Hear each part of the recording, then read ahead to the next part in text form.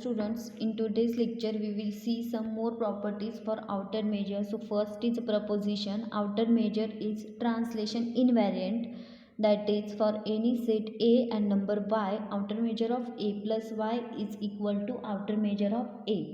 We know that translation moves every point of a figure or a space by some distance and the direction. That is, if we have set A, if that set get moved from A to A, here to here with distance y, that is A moves from A to A plus y, then this is called as a translation.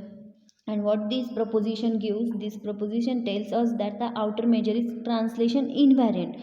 Invariant means there is no change. So if we consider the translation, then there is no change in its outer measure, that is outer measure of A is equal to outer measure of A plus y. Now my claim is I have to prove that outer measure of A is equal to outer measure of A plus y. So let's we discuss about the proof. So if we consider Ik be a set of covering which covers set A, then clearly Ik plus singleton y also covers a set A plus y. And if we consider Ik plus y is a covering for A plus y, then it implies that Ik is a covering for A. So this result is if and only if, that is if Ik is covering for A, if and only if Ik plus y is a covering for A plus y. And what is the relation between the sum of length of that interval? So the relation is sum of length of Ik is equal to sum of length of Ik plus y. Why this relation is true? Because if we consider RHS as sum of length of Ik plus y, we can write it as is equal to sum of length of Ik plus sum of length of y, and we know that y is a singleton and sum of length of singleton is 0, so which is equal to sum of length of Ik plus 0, which is equal to sum of length of Ik, and which is equal to LHS. So this relation is true, and this is the reason for this relation. So sum of length of Ik is equal to sum of length of Ik plus y. So taking infimum on both sides, we get infimum of sum of length of Ik is equal to infimum of sum of length of Ik plus y. But what is infimum of sum of length of Ik? Infimum of sum of length of Ik is outer measure of A. And what is infimum of sum of length of Ik plus y?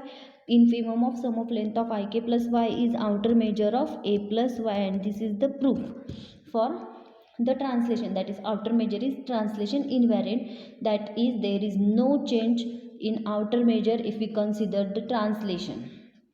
So let's we see the proof of this. So observe that if k varies from 1 to infinity is any countable collection of sets, k varies from 1 to infinity covers A if and only if Ik plus y, where k varies from 1 to infinity, covers A plus y. Moreover, if each Ik is open interval, then Ik plus singleton y is also an open interval. And what is the relation between their length? Sum of length of Ik is equal to sum of length of Ik plus y. And if we take infimum, taking infimum on both side, taking infimum on both side, we get infimum of sum of length of Ik is equal to infimum of sum of length of Ik plus y. What is infimum of sum of length of Ik? Infimum of sum of length of Ik is outer measure of A, and infimum of sum of length of Ik plus y is outer measure of A plus y. Thus outer measure of A is equal to outer measure of A plus y, which gives that outer measure is translation invariant. Now we will see the second property for the outer measure, that is proposition. Outer measure is countably subadditive. That is, if Ek is any countable collection of sets, disjoint or not, then outer measure of union of Ek is less equal outer measure of union of Ek, where k varies from 1 to infinity, are always less than or equal to sum of outer measure of Ek, where k varies from 1 to infinity. This is called as a subadditive property for the outer measure. So in this proof we have some constructions. So if one of the Ek has outer measure infinity, then this relation is true because this side is infinity, this side is infinity, and infinity is always less equal infinity. So if one of the ek has a outer measure infinity, then there is no need to prove anything. So we are now we are across with the case that the sum of each ek is finite. That is, let's suppose each of the ek has a finite outer measure. So if each ek has a finite outer measure, here is some construction. So we construct for epsilon greater than 0, we choose an open set gk, so that ek is contained in gk and length of gk is strictly less than outer measure of ek plus epsilon by 2 raised to k. This is our construction. So if ek is contained in gk, that is e1 is contained in g1, e2 is contained in g2, e3 is contained in g3, and length of these gk's are strictly less than outer measure of ek plus epsilon by 2 raised to k, then clearly union of gk is an open set contains union of ek, that is union of ek is subset of union of gk. And we know that the monotone property, that what is, if two sets are subsets of each other, then their relation between outer measure are less equal. So outer measure of union of ek are less equal outer measure of union of gk. So what is outer measure of union of gk? Outer measure of union of gk is infimum among sum of length of gk, and we know that sum of length of gk are strictly less than outer measure of ek plus epsilon by 2 raised to k by our construction.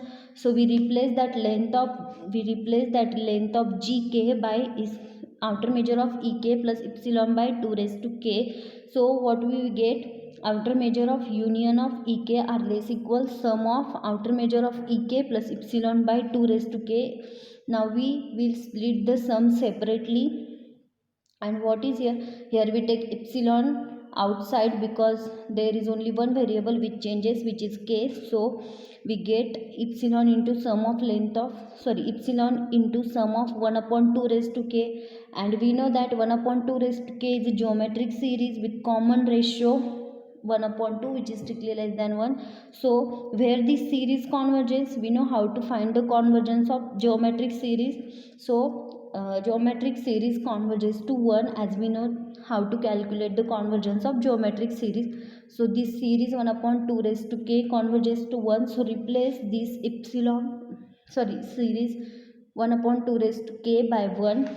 So we get outer measure of union of ek are less equal sum of outer measure of ek plus epsilon, and as epsilon is arbitrary, we can neglect it, and thus outer measure of, if we neglect epsilon, we get outer measure of union of ek are less equal outer measure sum of outer measure of ek, and which is our claim. And therefore the countable subadditive property is proved. And the property is, if we take ek as any countable collection of set either disjoint or not, then outer measure of union of ek are always less equal sum of outer measure of ek. Now in next lecture we will see some example on the outer measure.